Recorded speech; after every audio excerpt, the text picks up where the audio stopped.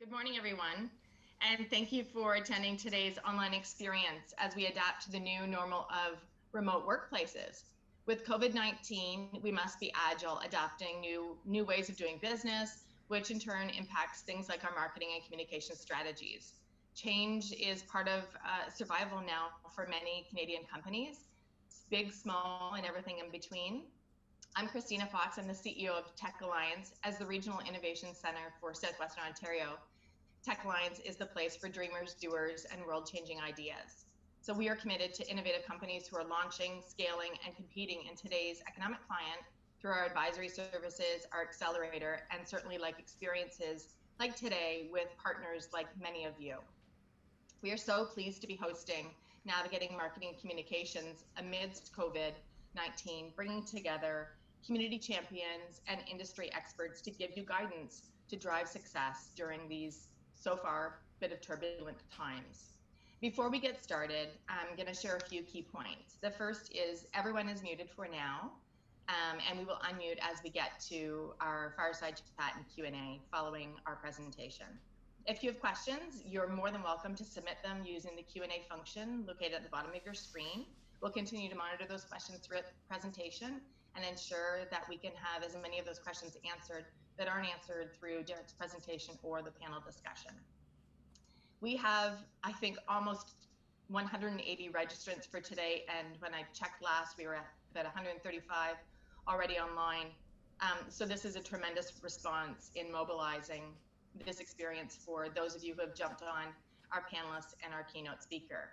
This is a result, certainly, of a co-promotion with our partners at the Small Business Center, LEDC, Pillar Nonprofit Network, Fanshawe Leap Junction, and Western Entrepreneurship. It's a number of community champions that are coming together in the last couple of days to be able to deliver an experience like this. So this webinar will also be recorded and will be available following the call. Just look for a note that will come from Eventbrite from this experience, and the link will be there. So now, without further ado, I'm going to certainly move us on to our first speaker. So please join me in welcoming Derek Lamoureux. Derek is a Canadian entrepreneur, internet personality, and chief creative officer of reux, a modern-day full-service marketing agency. Derek brings a young, fresh, and creative twist to marketing campaigns as his agency works with brands across Canada to develop innovative strategies that leverage the use of social media. In addition to working with brands through his agency, Derek has a well-established following and personal brand online where he has created social media content with millions of views. So now I'm going to flip it over to you, rock star Derek, for the next 8 minutes or so. Thanks so much. Awesome. Thank you, Christina. And a big thank you to all of you that are tuning in so far to listen to this webinar, and to all the panelists who made time this morning to be able to share some information about marketing and communications. When the idea a week ago, more news was coming out, and I said to myself, there's got to be something that we can do as a business community. And the beginning of this week, I reached out to Christina, and within a week, we had community partners and panelists all come together and make this happen. And it's been amazing to see everyone rally together like this, because I think it's important in a time like this.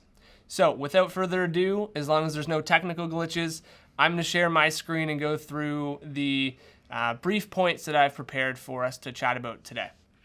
The first thing that we want to think about is kind of the topics that we're going to talk about today. So we're going to go over rethinking your marketing plan, communicating with your audience, staying on top of comments, designing a specific landing page for your business, updating your Google business listing, using videos more, and then connecting with other brands. Those are going to be some of the topics that I talk about today. So when we think about rethinking your marketing plan, we have to evaluate the content that you're going to be posting for the next few months. We don't know how long this is going to last, so you may want to rethink those pre-scheduled posts, those pre-scheduled emails, and the articles that you have. You might need to make changes as necessary, so avoid things that might be contradictory or things that might not fit during the given landscape. It also may help to develop some more relevant content given the times. Continue to post regularly, but you want your audience to feel that you're posting purposeful content and not trying to take advantage of the situation. So when we look at an example of rethinking a marketing plan, actually I was driving here this morning and I saw two things. One was another medium radio ad that might not be contextual to today's given times. So when we think about like big groups getting together, it may be best to avoid ads or spots that are about that. Also, when we look at social media, I was on social before this webinar, and I saw a post that was encouraging social get-together, and obviously that was before COVID-19 and all of the restrictions on large group get-togethers. So businesses may want to rethink the content that they're putting out there so that their brand stays in good positive outlook to the community. So, communicating with your audience probably more now than ever is becoming super important. You want to make sure that your audience is up to date. Whether you have a small fan base and you're just on one social media channel, or you have multiple different channels with a large audience, you want to make sure the updates are becoming available as necessary. Share the updated information with your customers and make sure that the contact information is clear and visible. You want to make sure that the response rate that you're giving to these people is also as quick as you can. I know some of your teams may be lean or you may be wearing multiple hats, and we're going to talk about that later in the fireside chat. But you just got to do your best to respond to as many comments as possible. And then remember to communicate from a place of safety, not anxiety. So it's really important that as you move forward as a business, you're not putting a sense of anxiety onto other people or your customers. You're coming at it from a very safe and calm perspective when you're communicating. All right, so staying on top of comments, we manage a lot of social media accounts, my own social media, our company's social media, and I've seen other businesses in London and area, and I think staying on top of comments right now is critical, because these comments maybe have questions in them that you need to answer as your business, or they might be negative comments that are hurting your brand. So you want to make sure that you're either taking these comments and engaging them offline, which we'll talk again about in our fireside chat, but you just want to make sure that you're responding to as many comments as possible and not letting them go unanswered. Our next topic is going to be about a landing page. So for those of you that have websites and you're using them and you've updated them with some information, or maybe you haven't yet, this might be a good alternative for you. A landing page really allows your business to have a dedicated specific set of details related to COVID-19. So many people may be familiar with landing pages for campaigns or ads that you're running. But if you can create a landing page or have someone on your team or use an online software like Wix, or there's lots of lead pages, lots of landing page creation software out there. But on that landing page, what you could do is include things like frequently asked questions, any events that are postponed or canceled, your new opening hours or hour restrictions if you have any for your business. And then, of course, any steps taken by your organization moving forward during the COVID-19. I would pin this landing page, if you have it, to your Facebook, your Twitter, Instagram, put it in the bio so that people see this as top of mind. Because right now people are going to your website, they're going to your social media channels, and they want to know, is your business open? Are they taking different steps? Is anything restricted? Is stuff postponed? And if you have a landing page or at least a page on your website dedicated to this, it's going to give people those answers so you're not constantly responding to that same stuff. And, in today's society, people like a quick answer and not have to go through a bunch of different comments or other posts. And of course, update this information as new information is released. Every day we see new information being released from the governments. So make sure that if you're creating this landing page, or maybe it's just a Facebook post, whatever it is, make sure your information is staying up to date as best that you can. So in keeping with things up to date, your Google listing, for those of you that have physical locations or even service-based businesses, you're probably not thinking about your customers on Google, which is going to be a lot of customers. I know the first thing I did a couple days ago when I was looking for a business was I went on Google. It showed their opening hours, and I was like, okay, perfect, they're open. I called them just to double check, but they actually were closed. So I would suggest right now maybe updating your Google business listing to include things like your new operating hours, or if those operating hours are closed, maybe update that. Ensure the phone number and website are up to date. That's just a good thing in general to always double check. And then you can actually post through Google Business Listing now as well, to have a post about your COVID-19 response. Again, similar to the landing page or Facebook creation, you can do that through Google Business Listings. And I might be a little bit biased, but I think now is the time more than ever to start using video. As a big background in video myself, being a film director and obviously a marketer as well, video is a great tool to connect with your audience. You have to use video now to communicate. You can live stream, you can do webinars like this, you can do Q&As, you can do FAQs. All different types of things are possible through video. And Facebook and Instagram stories have made this super easy for little quick sound bites or quick video content. Post videos that are relevant to the situation, obviously protecting your brand. And videos have proven to do better on social channels anyways. So maybe that's a behind the scenes look at your business. Maybe that's a something within your location or a message from your CEO. Whatever that is, try thinking about how you can use video, because that is that audible visual content for your audience. And lastly, like I said from the beginning, how this all started, we're all in this together. And that means that we need to support other businesses. We need to comment, like, share with other businesses. So get engaged on social media. Get engaged with other businesses. Actually, I was on social last night from the reux page, and there was a business in London, and I was engaging with them. They were posting some fun little videos on their social, and I thought it was cool. It's a good way for them to engage with their audience, and it's important that we as a business engage with other businesses as well. So stand out as an industry leader, take some steps, and see how your business can use social media and use marketing and communications for good during this time, and really make a difference. And ultimately, we're all in this together, and we need to hopefully come out of it ahead as businesses and keep our brands in a positive light amongst our audiences. So for me, that is it. We are going to jump into a fireside chat right now, and Christina, I'm going to hand it over to you. That's terrific.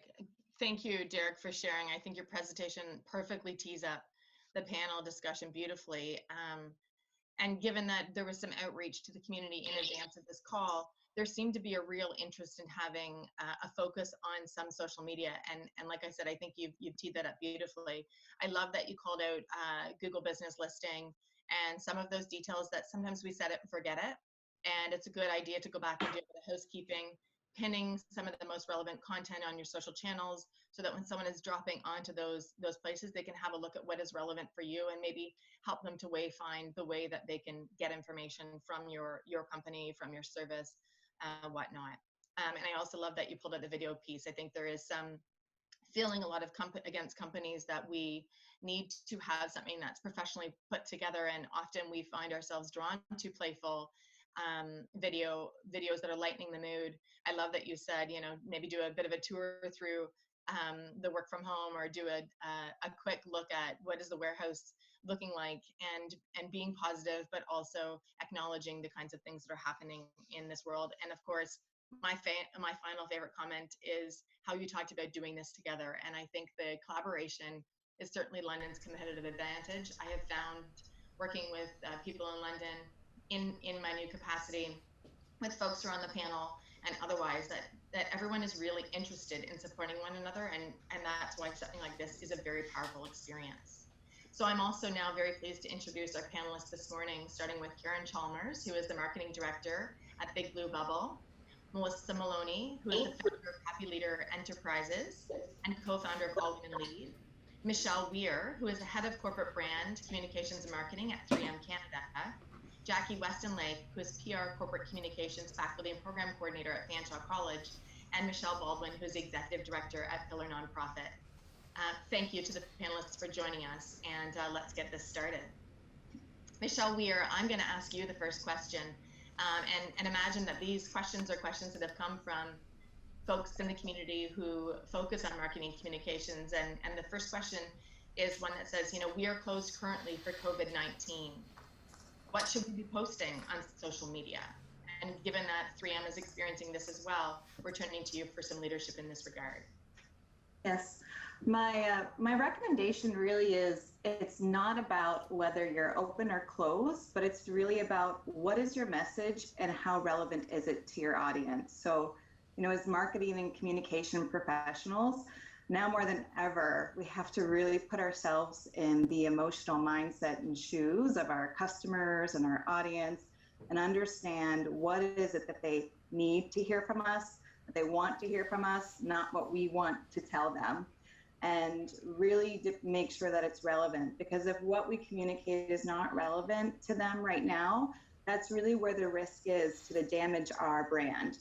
So ensuring that we're not opportunistic, that we're not seeming predatory, but really being authentic to who we are as a brand and delivering relevant messages to our audience. So, I can speak to some of the activities we're doing at 3M right now, and I would recommend to some other businesses in the community is we've actually taken our full content editorial calendar and is now all on hold. And it's now, how do we reset? So, for example, yesterday was the first day of spring. We had a beautiful, whimsical program. We were ready to launch to promote our products, and we killed it. And it was not that the program was predatory. It just really didn't feel like it fit the tone of what our audience wants to hear right now. So we're making those difficult decisions, but we're also resetting. And how we're resetting is thinking about what are the top 3 things that the audience needs to hear from us. And that's what we should be building our content around and telling those stories and communicating while we keep that sense of community as we're all in this together, working together. And content planning is no longer monthly, quarterly, annually, it's by the week and maybe by the day, and really, really increasing those social listening dashboards and reviewing comments and being ready to pivot as quick as we can. And, we're trying to be creative and think about how can we pivot and be quick with robust structures and approval processes and wanting professional materials. And, I think we're probably all going through that right now and figuring out how do we be more agile. And, we're still working on that here as well. But, the answer to the question really is about not should you post, should you not post, or open or close. It's really about relevancy and making sure we're connecting emotionally into the mindset of who we're talking to. That's terrific. Thanks, Michelle. I love that you speak about agility and being able to pivot, and that you acknowledge that while we have some messaging that's related to our normal course of business, that might become noise if it's not relevant to our audience, to our customers, to the emotional persona of that exchange. So thanks for kicking it off, Michelle. And for those of you who are on the call, and those of you who are still sort of open for business in a physical sense, we'd love for you to share best practice of how you are managing your social experiences and your social channels to speak about that. So you're on. You're a member who is with a business that is sort of open for business in a physical sense. Go ahead and drop some comments in the Q&A right now so that we can share as a community some best practice. Okay, and so I'm going to ask another question, and it's for you, Karen Chalmers from Big Blue Bubble. How should businesses respond publicly to comments on social media posts?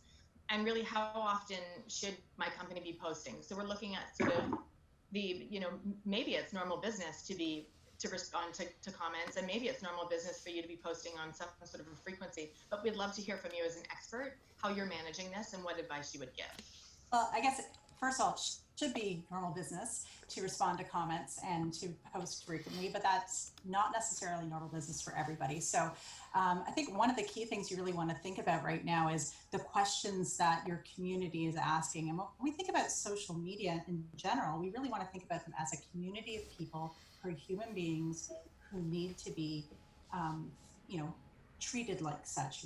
They're not just somebody who's complaining on social media or asking a valid question on social media. They're a bunch of human beings who really want to have questions answered. And I think the brand should be answering in as human way as possible as well. This is a really challenging time for everybody. We all want to be heard and communicated to. You know, if somebody's asking a hard question, definitely, respond to them and then try to take it into a DM or a private message. That's, a way to keep negativity off the page and to still answer the question of the people. Definitely consider posting more potentially if that's pertinent to your brand, but always, like Michelle was saying, keeping in mind that the tone is appropriate for the current state of things. Like, you don't really want to be looking at giving away travel, say for instance, right now, but that's one thing that you should be really considering is, what campaigns do you have running, and really take stock of all the campaigns that you have out there, making sure that you haven't deployed something that is not currently popular. But I think one of the things that you really want to do is, be responsive, be transparent, keep that communication open, because as people become more and more socially isolated, we want to have fluid conversation with our community and our staff. The other thing you want to make sure is that if you have staff who are communicating as themselves, that they are also sticking to the brand and the tone of the brand, because we are all now communicating more and more on social media. That's a great response, Karen.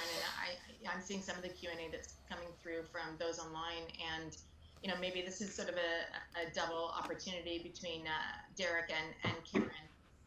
One is a question related to, if I update my Google listing, just but I really am open. Maybe some ideas about how to support teams with that. And then the second part of that is, and we may not have an answer for this question, it's a tough one, but for businesses that are struggling on the decision to stay open or stay closed, I personally received notification from many companies where they talk about essential services and why they're keeping their doors open, whether that be through pharmacy or grocery. But for companies who are still on the fence about whether or not they're doing some physical distancing, but still supporting sort of social isolation in a positive sense, what are some recommendations that you have for companies struggling to determine about a closure, and companies that are updating Google listings, but they still want to show that it's business as usual, just in a different way? Derek or Karen?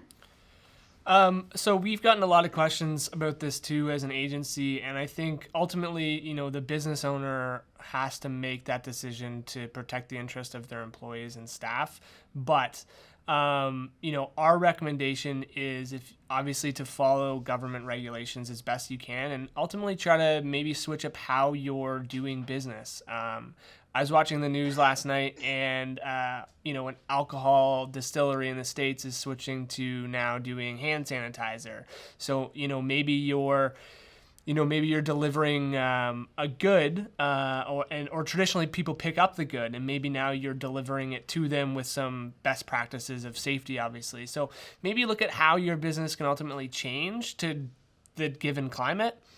In terms of your Google listing, if you are still open, I would encourage you leaving the Google listing probably as is. That's my recommendation. And then maybe, having a sign in your place of business just saying, hey, we're closed to the public, but we are still servicing customers. Actually, yesterday I was in the electronics store, and they didn't actually let me kind of go in the store. They were just like, hey, what do you need? We'll kind of help you out with it. And I thought that was great, because they're like, we still got to kind of be open to help people. And ironically enough, they were sold out of webcams. So it seems like all these people are buying webcams these days. Yeah. Karen? Yeah, I'll also mirror the fact that, like, if a business decides to close, messaging that out to your community is really important, because the community does want to know what steps you're doing to ensure safety for them and for your staff. And if you don't decide to close, but you are taking steps, also, communicate that out to your community, because I feel like everybody right now just wants to know that we are doing collectively our best to take care of each other. That's awesome. Thanks, Karen. Thanks, Derek. There's a couple of comments online from Tatiana and Kim, one suggesting social media posts 3 times a week, sort of business as usual and relevant to the situation. So I love that. And another from Kim is engaging with clients on their reviews. So while we might be working remote, of course, we have that online capability. When you have customers, suggesting positive or concerns, having that public engagement seems to be just the normal way of operating, and even more hypersensitive to responding to that. Because when you are responding to clients and when you're responding to customers' concerns, then you're demonstrating your interest in knowing how they feel and what they think, and that can help guide you in decisions. So again, thanks for taking on that sort of second question, or part B, part C of that question, to offer some further clarity. So Derek, I'm going to come back to you sort of for a quick answer on, for social, how important is imagery chosen during this time? And then we're going to move to Melissa and talk about tone. So why don't you take that about imagery as specifically with social? Yeah, I mean, imagery is super important, as a business that puts out a lot of content, both on our own team and for other people. It's imagery is going to be everything right now. I was actually reading an article in Adweek about a Hershey's campaign. And the campaign was designed around people giving chocolate bars to people and then receiving a hug and getting a handshake and all of this physical touch. And Hershey's actually decided to pull it down because of this. So they didn't even go live with it. And that may mean that, you spent money on a campaign and you've got all of this ready, but maybe you need to take a step back and just hold on to that for a little bit. So my biggest recommendation is take a look again at your whole plan that you're putting out and maybe just revisit some of the imagery that you have and make sure that it's in line with things going forward and trying to stay positive and calm and, following best practices set out by the government. Awesome. So Michelle, that might give you that opportunity to be thinking about that sort of spring feeling that was related to maybe a product launch or something. And perhaps, now that we're over some of the initial worry and concern, and as people start to normalize and really put other people's health and safety as a priority, there could be a time where that can come back into your plan. And I do hope that works out for you. So I'm going to shift now to Melissa for a good question for you. Again, another question that came sort of from the community related to social, and I love the fact that you are the founder of Happy Leader Enterprises. Melissa, how important is tone and staying positive during this current economic climate? I think tone's always critical, and I think right now we're just seeing it so much more critical. I really would get people to draw on their own emotional intelligence at this time as leaders, because as people get stressed out and overwhelmed, that's when we tend to get a little shorter with our answers or not respond with necessarily the most thought before the words come out of our mouth. And so I think it really is recognizing our own, where we're at ourselves right now. Every time that we're going to put that message out, it's finding that balance, right? We want to be optimistic, but it's that balance of optimism with realism right now, and really making sure that asking ourselves some questions around that intention. So what is the purpose of the post we're putting out right now? Are we trying to communicate important information, or are we trying to offer value or to serve? I really think, especially as people are not necessarily consuming by paying for some services right now, we still want to provide value to people and still offer people something to stay connected. And I think it was Karen who mentioned it. I think our communication with our team is really critical right now as well. There's a possibility that a lot of people are having to face layoffs, and all of that messaging and what people are posting on social regarding their potential layoff experiences is all going to come back on the brand as well. So I think what we can do to take care of our people right now and still have contact with people if they're being laid off, still offer them support, provide them with how they get EI, all of those pieces so that the team feels supported right now as well. Going to help with that messaging out there. It's not a perfect situation. It's changing every day. I've used the word unprecedented more than I think I ever have in my life. And it's one of those things right now where we just have to, I believe we're all trying to do our best. And if we can go into our responses with curiosity and empathy and just do our best, we will all come out okay. Yeah, I think that's really a fair point. When we think about our brand, it's not just what we're saying and what we're putting out, but it's how our people, through our teams and their word of mouth and the experiences and how they're relating to the interactions that they're having with customers and clients and community. I think you've sort of hit the nail on the head that there's more happening here than what we have created as part of our marketing communications plans. It really is something that is across our organizations and certainly into community. I wonder, so before I get to Michelle, I've got a really terrific question that's only for you, Michelle Baldwin. But I would wonder, is there anyone on the panel that would like to tip in on the piece related to tone, as Melissa has covered, and positivity during this time, and whether or not you're using unprecedented as much as Melissa is, as much as I am. Does anybody want to jump in on that?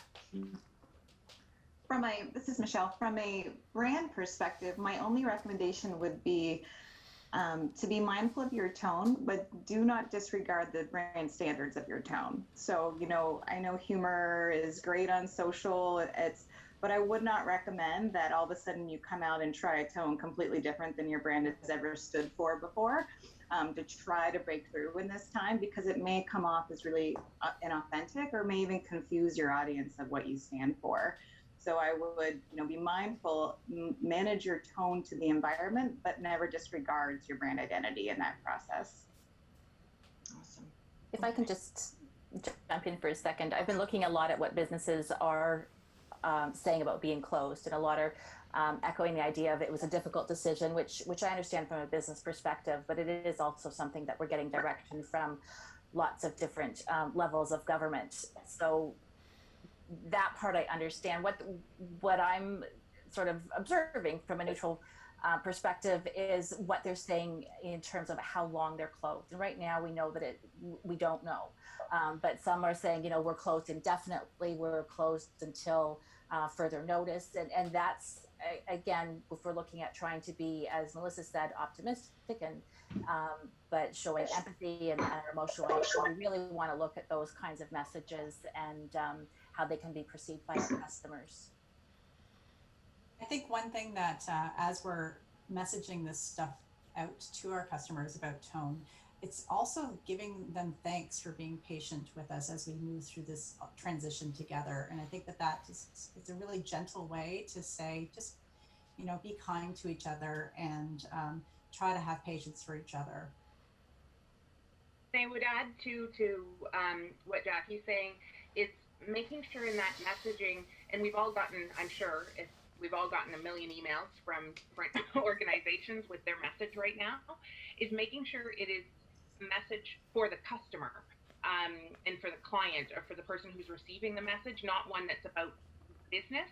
I know I've gotten some that have really been about how hard of a decision it was and the impact on themselves. Right. And I just don't think that message is critical right now, because it really should be about how does this affect you as a client or a customer, and what are we doing for you during this time? Okay. Anything more to add to that before we shift over to Michelle? Okay. So Michelle, a question for you. When we look at nonprofits and the need to continue to have community investment through gift giving and donations to keep organizations going, what's the best approach that you think is available to communicating this? Both as the chair of Ontario Nonprofit Network and as the executive director of Pillar Nonprofit Network, we're looking to you for some significant expertise. Well, thanks for including the nonprofit sector and social enterprises, because at the end of the day, business principles and earned revenue and the way we integrate with business and community is really quite aligned with everything that we've been talking about today. So we know the nonprofit sector and social enterprises are essential to a thriving community, and we need them now to be mobilizing. We need them to be here once we get through this. And I think we really recognize it's that network approach. And so, making sure that we're tracking all the fundraisers that are being canceled and what is that impact? How are we using storytelling as a tool, and making sure that it's really inclusive, that we're thinking about the audiences that need to hear this message, and as has come up, like making sure the messages are needed in this moment, because you have different groups. You might have donors, you might have clients, you might have government partners, business partners. So, the challenge is that many nonprofits and social enterprises have very lean teams. And so identifying who is your communications lead, and making sure that tone is strong, and collaboration. So many of us in the nonprofit sector are creating resources and supports. And more than ever, we need to make sure that we're not duplicating. We all have, lots that we're trying to do. And how are we making sure that it's that we're sharing the load, and that we're really here for our community in a deep networked way. That's terrific, Michelle. I think that that's a really solid response for not just community investment to not-for-profits, but also how it is that we run our businesses sort of day to day. I wonder, Jackie, can you share with us even a little bit more about Fanshaw's response, and particularly the kind of outreach that you've had from client companies and faculty and those in the program, and what they're sort of facing in their day-to-day? It's sort of an all-encompassing question, and because you've got lots of tentacles in lots of different spots. Sure. I've been certainly impressed with Fanshaw's response, as Western's as well, and King's. I know I've been watching those sort of 3 social channels and their communications, trying to communicate on a regular basis, trying to communicate for all different kinds of audiences, so their internal audience with students, with community partners, etc. I think the one thing that we have going for us right now, which is really sad, is that it is unknown, and it's not like everybody there is a group that's an expert. So with our community partners, with field placement hosts, it was sort of they're on hold right now, and we've moved to that they are actually canceled, and that's simply for the safety of businesses and for students. I'm speaking to Derek's comment about using increased video. I know that King's, I just want to do a shout out, because I have been so impressed with them. Their principal was doing regular video updates for students, which has been great. Fanshaw's posted a thing, lots of information for students, faculty, community partners. FAQ pages have also been very helpful. And I think that that's something that maybe different businesses might want to look at, as far as what's going on, what might be some concerns, general concerns for a particular type of publics. That's terrific. Thanks, Jackie. I'm actually, there's a question that we've got sort of coming up next, and that is related to working within a lean team and wearing many hats in our roles. I would say, like, for each of you that are on the call, panelists, and certainly those who are participating, that many of us run really lean shops, and we have to stack, rank, and prioritize. And that kind of agility and prioritization is happening. I think Michelle said it earlier, not just something that's on a monthly or quarterly basis, but what is happening on a daily basis. Jackie, can you talk to us a little bit about your experience in working with a lean communication shop, and how it is that through best practice, how you would encourage others to deploy, and with some self-care and prioritization and communicating internally, how is it that people manage these multiple hats within their roles? Sure. It's a tough one, isn't it? It is. I think it's something that a lot of people are struggling with, and the idea is definitely the key is prioritization. And how do you decide? The communications person isn't the sole person who's deciding what the priorities are, and it's being at the table, it's communicating with the entire team, and setting that sort of doable agenda, and deciding what can sort of fall by the wayside right now, or things that we can choose to focus on. Maybe because we aren't communicating as much with our audiences, because it's not necessarily essential communication. And I think that's, again, what people have been saying is this necessary? Is what, if you're used to doing 5 posts a week, maybe you do move it down to 3, because there is a lot of communication out there right now, and there's a lot of, either it won't resonate with people, or you're taking away from maybe other key communication that they need to be focusing on right now. That's really Christina, fair. can I jump in? Even when you say it's not just a communications role, I think Michelle would be a terrific tip in on this point, knowing that each of us carries that communications capacity. Michelle, you've got something to add, I'm sure.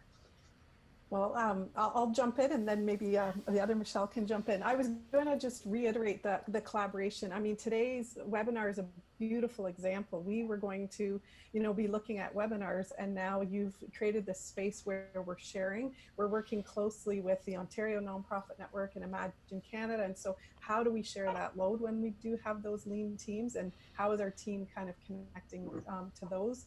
And I think the other thing that I think goes without saying, but I'll say it, is I just think using trusted resources as our key messages is so critical right now, because, lots of us are seeing things that are creating noise that isn't helpful in this moment. And even as a communication team, making sure that we're showing up with those trusted resources at the heart of our conversations. That's terrific. Michelle Weir, do you want to add to that? Sure. So, when I think of communications teams, or teams that are supporting both internal and external messaging, the prioritization is key, and supporting your employees is priority. So when we think of our brand and what's going to be said about all of us in the marketplace, that message that our employees share is typically the most impactful and can scale larger than paid advertising. So as we're thinking of social and external and keeping community, I think it's really important our employees are front and center, and those communications are prioritized, as well as our customers. But employees are really critical. And, this is a bit anecdotal, and I can't remember which colleague of mine shared it with me, but it's followed me in my career when, we're all juggling balls, there's a million in the air, and you have to drop some, drop the ones that aren't crystal and are going to shatter, drop the ones that'll bounce back up. And I think that we have to focus on the critical few. We have to communicate with our leaders and align to the priorities, and we can't do everything, and it's okay. But pick the big boulders that are going to be the most impactful to your most critical stakeholders. That include your employees and your customers. And we've tried to get creative to drive scale as well. What can you automate? Sometimes we find hidden talent within the organization of communications and journalist degrees, and they're in different roles, and they're willing to help and participate and support on projects maybe that employees typically would not be included in. So I think it's also good to get creative when you're trying to scale in chartered times, because everyone wants to be part of trying to help. Mm-hmm. So prioritize, drop the balls that won't break, focus on the critical few, and we're all in it together. Communicate. That's incredible. Thank you, Michelle. And I'm just going to do a quick time check here. We're about 10:45, and this webinar was scheduled for 45 minutes. What I can share with the audience is that we certainly have, our panelists are happy to stay on the call and answer a few more questions. There are some really terrific questions that have come in from the participants. And knowing that some of you are time critical and are catching the crystal balls that may drop and shatter, certainly those of you who need to jump off the call, please do go ahead and do that. And what I will do is sort of provide some closing remarks so that it pulls this together. And then with permission from the panelists, we'll stay on for maybe about 3 or 4 more minutes to go through some of the questions that have been put in, because they really are terrific. So with that, I'm going to offer my sincerest thanks to each of the panelists and all of the community partners that worked tirelessly over the last couple of days. Derek talked about sort of how quick it happened to deliver this experience to all of you online. We had a tremendous response to this, and we hope to continue to engage through each of our partner organizations and each of the companies that are represented through the industry experts today. Thank you, of course, Derek of reux and the entire engagement communications team at TechAlliance. I have to do that call out to them, because I know this has been a real top priority for them to demonstrate collaboration and to make things happen as quickly as we could. And certainly our partners who co-promoted at Leap Junction at Fanshawe, Western Entrepreneurship, LEDC, Michelle, your team at Pillar, and certainly our friends at Small Business Center. During these evolving and uncertain economic climates, the positivity that we've spoken about today, I feel like we can see it and feel it amongst ourselves, and that we need to take rapid and decisive action to support all the businesses in our region. To that end, at TechAlliance and across our other partnering organizations, there are a lot of other things that are available: free webinars, calls to jump on, resource pages. I feel like my go-to is Twitter right now, because a lot of people are putting that information there and it's not too arduous to go through it. We're certainly continuing to look at the dollars that have been provided through the federal government for stimulus, a stimulus funding announcement, and we'll be working with BDC and EDC over webinars the next couple of days and into next week to continue to support entrepreneurs and industry experts.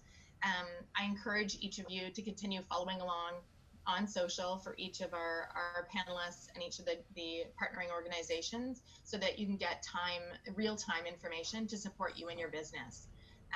With that, I would say visit each of the websites of the partner organizations. Ours is techalliance.ca. The best way to get to the things we're doing is go to our events page, and we keep that pretty live. So we'll launch back into some of the questions, but for those of you who do need to drop off the call, who are participating, I hope you have an incredible day. To stay safe, stay healthy, and as Melissa would say, stay happy. So thank you for those participants who need to deke out now, and we'll stay on the call. There's a couple of really good questions to the panelists, and I'm just taking a quick look through. There's Christina, there's one right now, if I don't mind jumping in. There's one that's geared for videos for social media, and I think this is timely because someone asked, in terms of posting videos on social media, what software are you using to add subtitles to the videos? So, I mean, now more than ever, obviously subtitles are becoming more and more important, not only for accessibility, but I mean for viewership, because people are watching videos sometimes without the sound on. They may be in an enclosed environment, whatever. So we encourage all businesses to put subtitles on. In terms of how you do this, there's a bunch of different options. We internally use our program called Premiere Pro, or other programs like DaVinci Resolve. They're meant for video editing, so you can do that. There's lots of YouTube tutorials on how to put what's called the .srt file.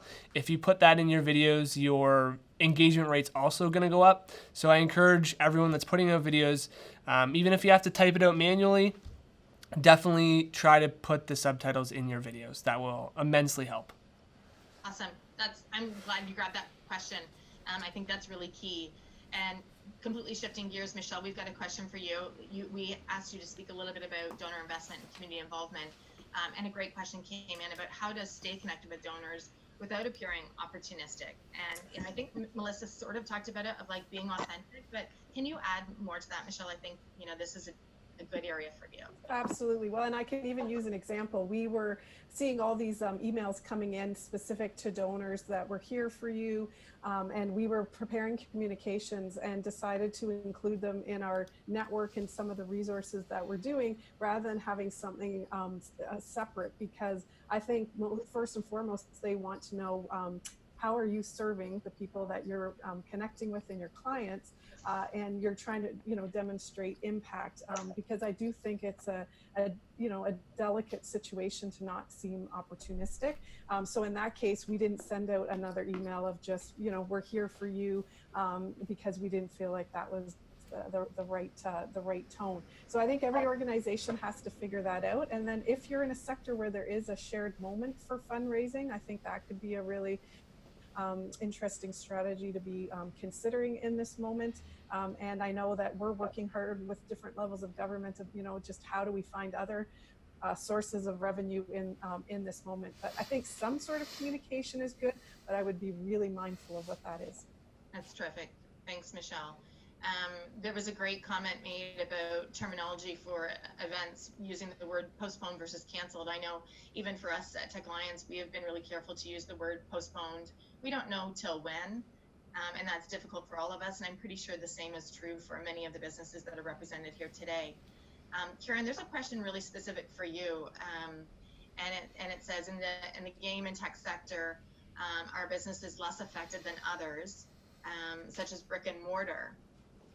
Any advice for how to handle business as usual events like DLC launches, game updates, digital sales events, those kinds of things? I know you were down south for a really big experience, and probably had a lot of discussion with people as this was happening. Can you tip in on that? Sure. I think actually this kind of advice can go for anybody who's doing any kind of a product launch, right? So even B2B, B2C.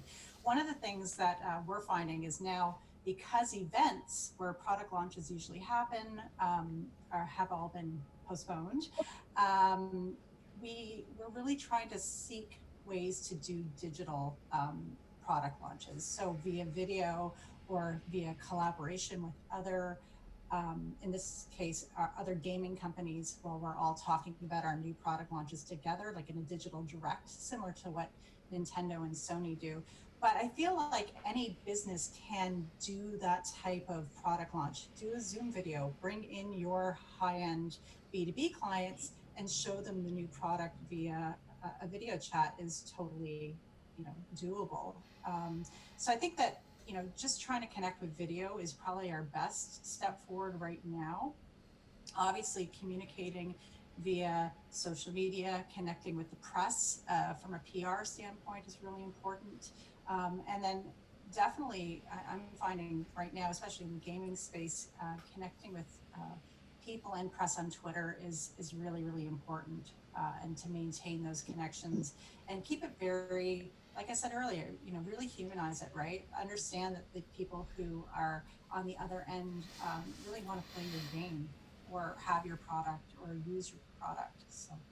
I love the way that you've answered that, Karen, especially taking it across sort of B2B companies in general. There were a number of different questions related to B2B supply chain and communicating that. So I think you've sort of started in that capacity and supported companies that are not in the same sector as you. So thanks for adding to that.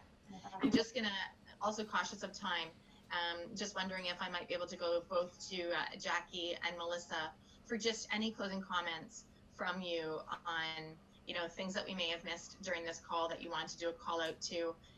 Jackie, can I start with you? Sure.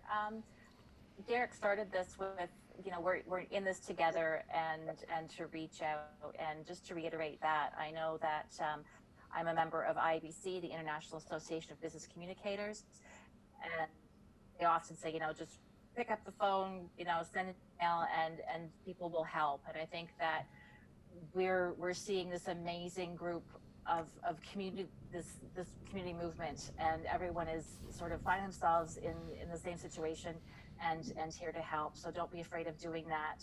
And we're sharing best practices, resources. We're not alone. We're distanced physically, but we're not alone. Terrific. Thanks, Jackie. And Melissa, any final comments from you before we close the call? I would just add that if you're in a position where you've lost revenue, where you literally can't sell your product right now, look at it as an opportunity to build the relationships with people who are normally your clients. So is there an opportunity to service them in some way? How can you really keep that connection going? Can you get feedback that you never had time to get feedback for before? I think there's an opportunity right now where for some people we have more time than we're used to having. So how can we use that to our advantage to plan for the future and to build for what will eventually come back? And that client relationship opportunity right now is really critical.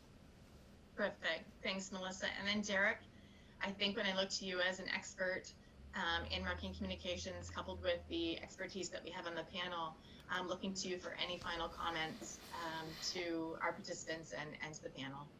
I think in wrapping up for me, stay connected, communicate. As I echoed from the very beginning, this is a time where everyone in business needs to rally together. So whether you're in the same industry or different industries, reach out. I've seen a lot of great stuff on Facebook from people creating like webinars to hang out. I'm going to give a shout out to Rob Aitken from Music Central. Actually, he created a group for people to actually get together in the wedding and event industry and just chat. So, do stuff like that. I think that type of stuff is fantastic. Building off other points that were said, if you're releasing something right now and you've struggled with how you're going to do it, it's as simple as doing what we did yesterday to promote this. We promoted this in 24 hours literally, and we had an amazing support. Just get people to post it, go on video, share it yourself, try to do different things that maybe you are out of your comfort zone and you haven't done before, and let's just keep the conversation moving forward. That's terrific advice, and I would say to wrap this is, be cognizant of organizations that are their purpose is to support entrepreneurs in industry. Number of community partners on this call that do just that day in and day out.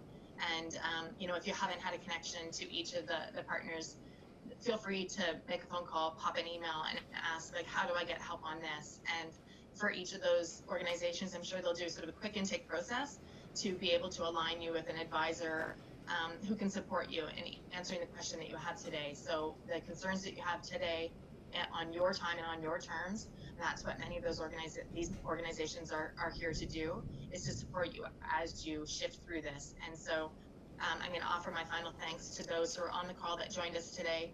Again, stay safe and stay healthy. And to each of our panelists, thank you so much for saying yes to the invitation and jumping on and demonstrating thought leadership in the way that you do. Our sincerest thanks. Goodbye, everybody. Take care.